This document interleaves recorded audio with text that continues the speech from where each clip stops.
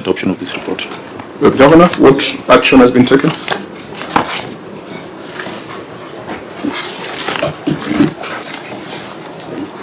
Okay, the County Executive Committee member for Finance and Economic Planning has been directed to open recurrent and development special purpose accounts for Bungoma and Kimilili municipalities within 2 weeks.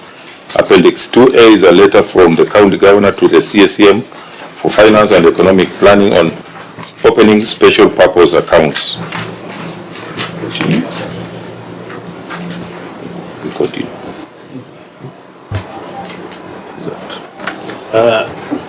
Governor, Chair, Have you taken us through the action taken? yeah, In full? he has read. He has read. Governor, the letter is of 27th May 2025. Has he read this? So isn't that that period you gave, has it not lapsed? Has the period you gave lapsed? You said 2 weeks.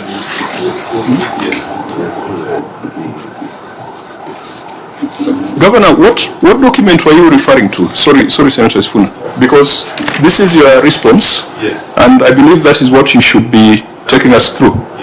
Yes. Your response is much longer than what you have read. No, maybe I read it faster. No, even if it was fast, Can I go through it?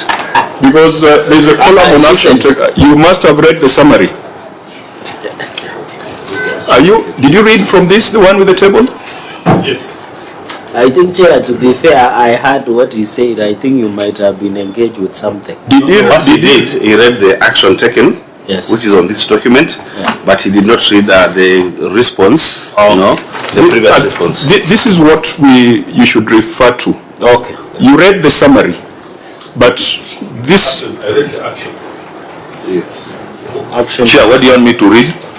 I want you to read your response, the one that has been forwarded with this forwarding letter, Yes. because if you go to your response, That's what I've read. I said, Chair, that that is number 2. Yeah. Number 2. That's your fancy. have you read all the way to page, because it flows into the second and third page, your response, on the last I column. think it is only number 1. Action there, top. This one. I saw make up. Chair, I had him, he read only the first paragraph. Yes. And then he referred us to Appendix 2A. Yes. Yes. So then I So proceed. that's where he stopped. Also, I stopped. So I continue with the transfer of funds Yes, to the new accounts to be effected in the financial year 2025-2026. Okay? Okay. Is that okay, Chair? yeah, 'cause I wanted you to read your response in full, so that when you are asking questions, Okay. we don't ask questions in between. Okay. Then Appendix 2B, CBK request to open special purpose accounts, dated 11th April 2024. Continue. Just continue. Invitation. Number 2. We can allow the governor to finish, because if we ask questions in between, it will take longer. So the county executive member for economic planning has been directed to take administrative actions against the responsible officers who failed to provide documents to the auditors at the time of audit. Letter, then Appendix 2C is letter by county governor to the CECM Finance and Economic Planning. And the county executive committee member for finance and economic planning has cautioned accounting officers on failure to provide documents to the auditors at the time of audit. And then that is Appendix a cautionary letter from CCM Finance and Economic Planning on responsibilities of accounting officers on audit matters. The county executive has invited the Institute of Certified Public Accounts of Kenya to provide capacity building on financial reporting. Then there's Appendix 2E is an invitation letter to ISPAC. Appendix 2F is a reminder on opening of Bungoma and Kimilili Development operational accounts. Is that okay?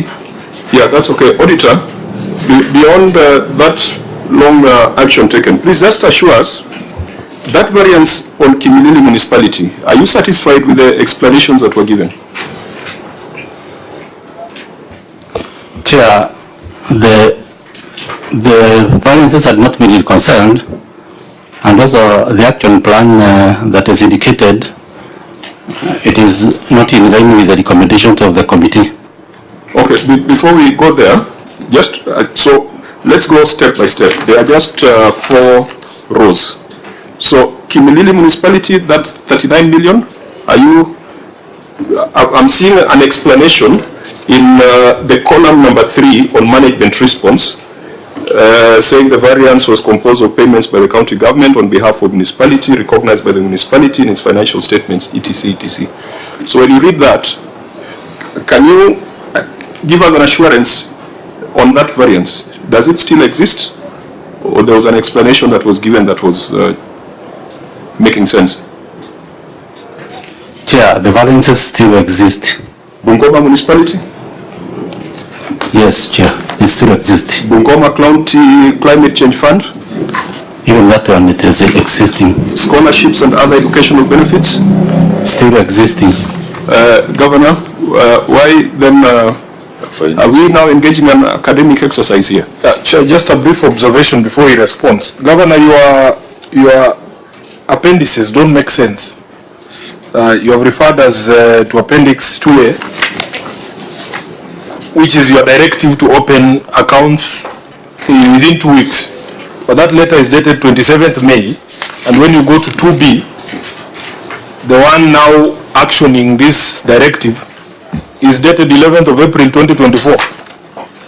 That's 1 year ago, Governor, before the letter of 27th May 2025.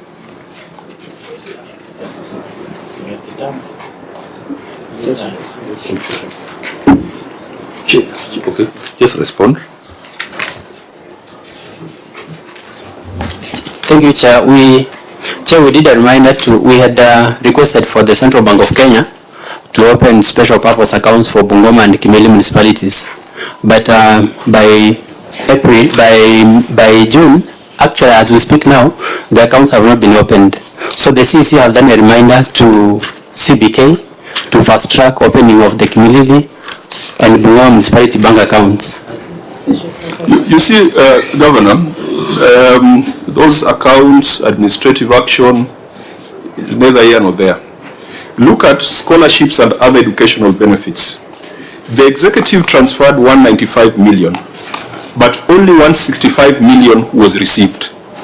What happened to the 30 million? That is the question.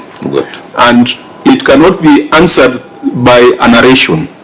It must be answered by a detailed schedule.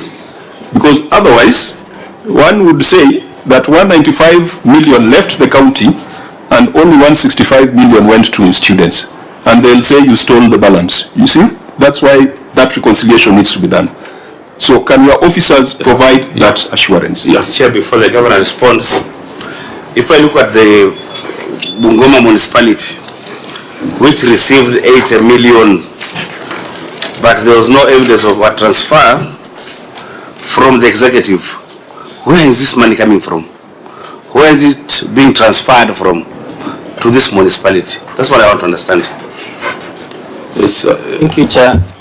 Chair, ordinarily, we are supposed to transfer funds from the county executive to those municipalities as part of the autonomy of those municipalities so that they spend from their end. But by that time, we had not opened those special purpose accounts. So we paid on their behalf.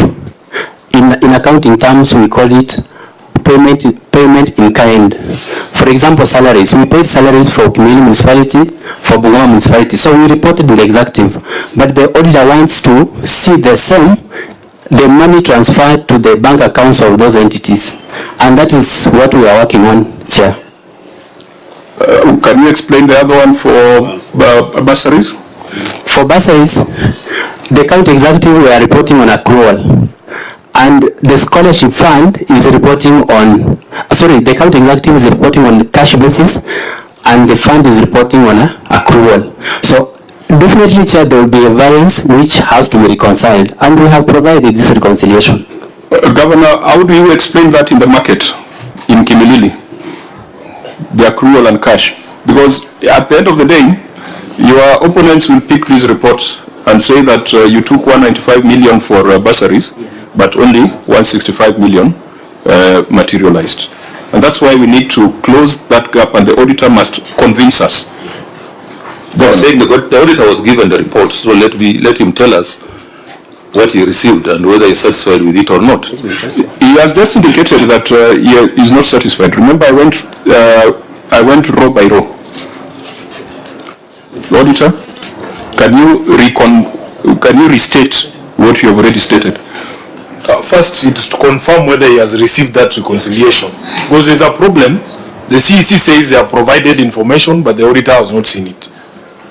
Yes, auditor, please help us, because Have you received that reconciliation? it's going to define how we are proceeding.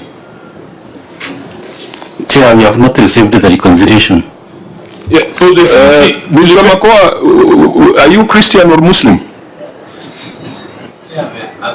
Or there's also I'm a traditional... Christian, I'm a Quaker by faith. Because you are about to take the oath. Because you are either misleading us or the OAG is misleading us. One entity is misleading this committee. It's very simple here, because we can just confirm. So when you send a letter somewhere, see, it is received.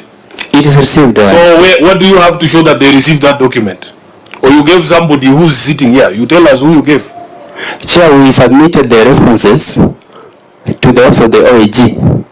When you were addressing the ML and the DAR, the draft Auditor General report. You have a document. You know I'm also an accounting officer. Yes, I can provide that, Chair. Just a minute. I am also an accounting officer of a very serious institution that receives from time to time public finances, and I'm audited. So correspondence between the auditors and my entity are in writing. Yes. I can show you that this is the letter we delivered and these are the annexures attached. That's what you should give us. I can prove that, Chair. I can. Because we submitted. What was the mode of transmission? Was it It physical? was received and stamped by OAG. Physical. Yes. Now, there are two things. There is provision of the details and the OAG agreeing that it makes sense. So OAG, did you receive and analyze and it didn't respond to the issue, or did you not receive at all?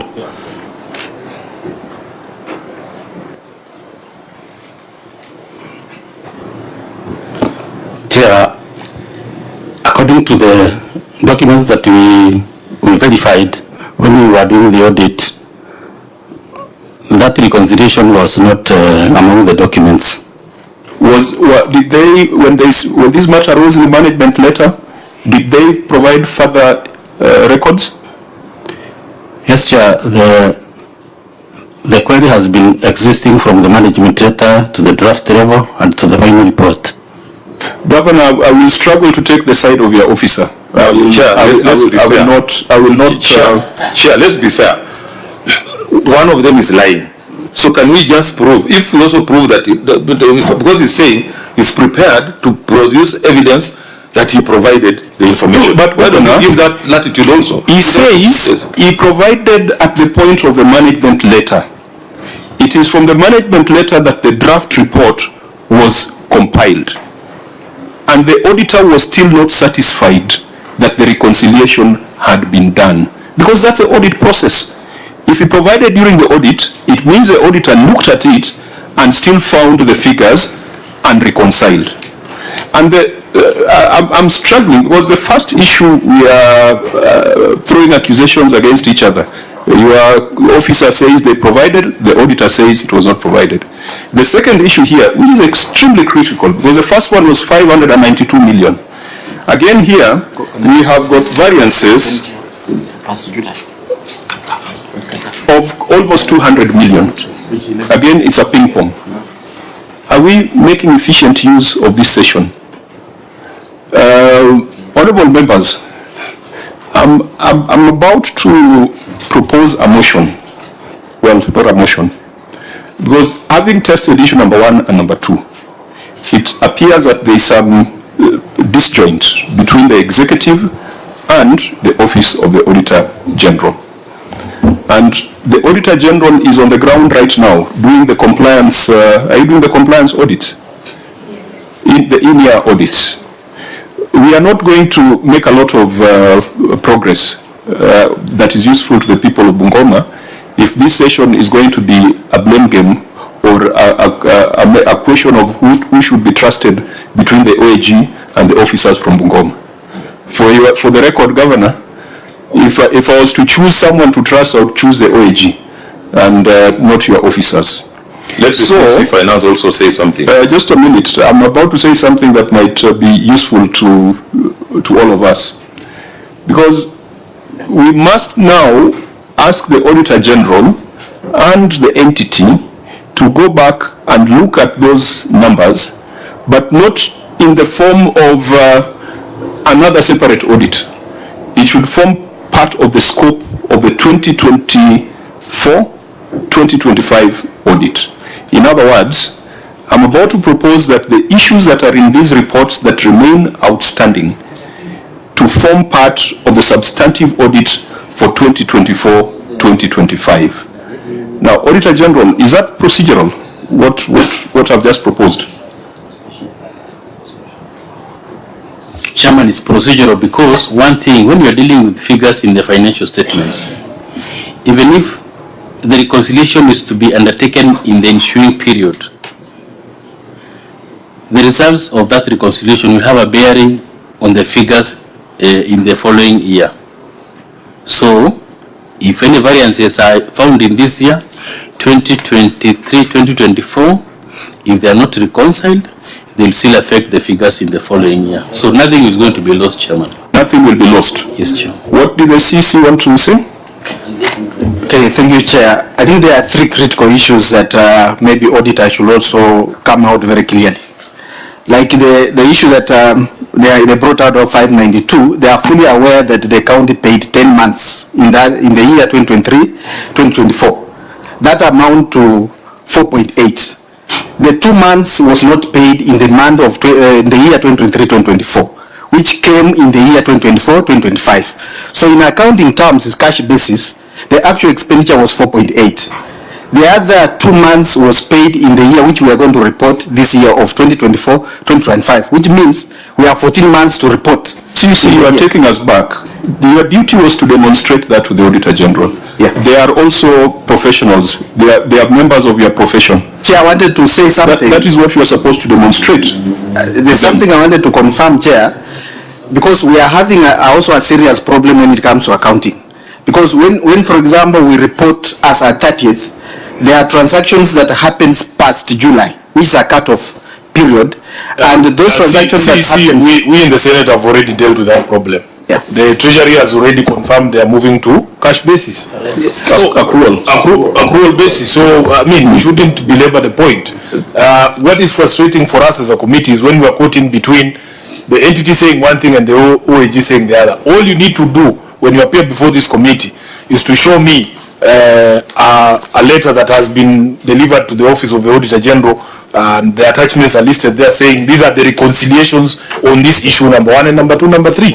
If or 2, there's another meaning. You can even take a photo of him receiving. So that so you said 3 things. What is the second thing? Chair, the third thing was about the second I was talking about the cut-off period, because we are on cash basis. That's what we're bringing some kind of reconciliation matters because of those after June, and which I think accrual has solved. But now also the thing that brought about a difference also in our reconciliation is when we are dealing with municipalities, other entities, and we are not opened specific accounts for them, and that automatically is paid by executive, and that variance cannot be resolved until when we open accounts for the specific entities which we have done. And I think it can be resolved, yeah, because you need to give a schedule, yeah, of what the executive paid on behalf of the municipality. Have you done so? That is what we gave. So then, if you say if you've done so, yeah, then we'll ask the auditor what is still subsisting. It's really simple. If you said you transferred 195 million to the bursary or education fund, but the education fund reflects only 165, and it is your argument that the fund is on accrual and executive is on cash, just demonstrate it to the Auditor General. We are reasonable, and once the Auditor General is satisfied, we clear the matter. Governor, are we asking too much? No, you are not asking. In fact, I'm just getting also shocked because it's as simple as that. You see, one of them is not saying the truth.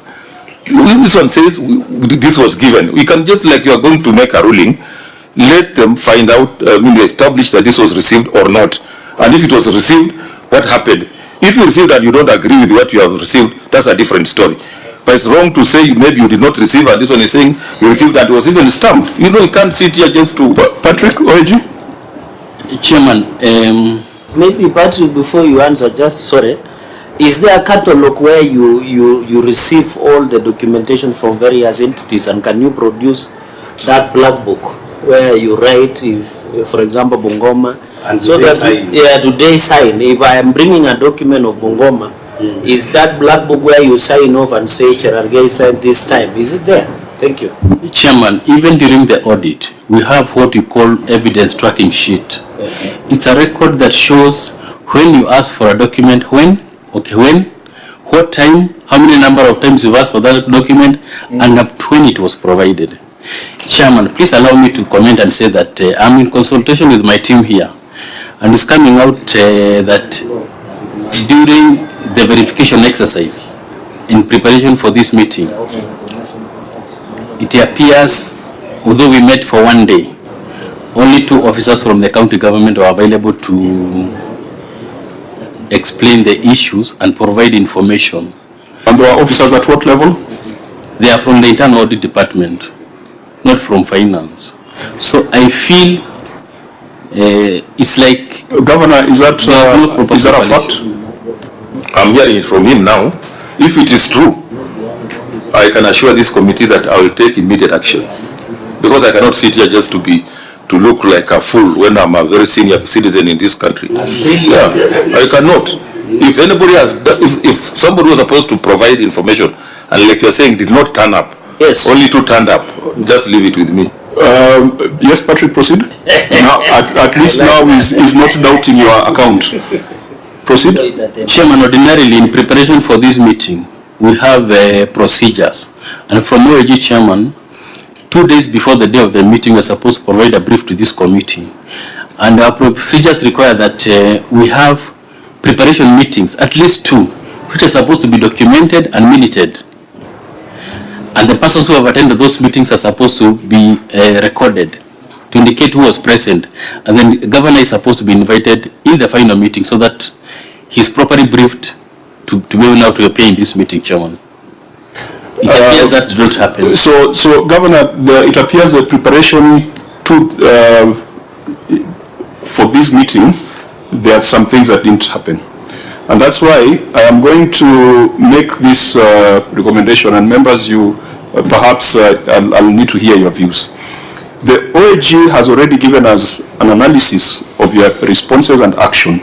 There are a few things that he has told us, or she has told us, have been resolved. Let me just get back to it.